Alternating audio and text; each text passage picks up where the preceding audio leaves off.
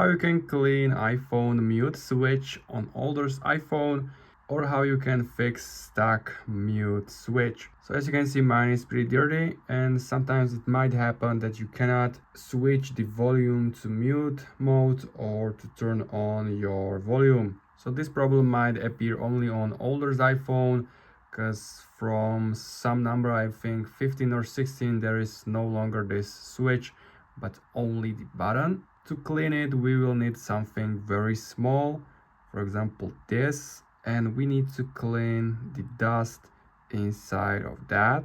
You can use any small part to clean that. Just brush it up and down. Also switch off and repeat the process.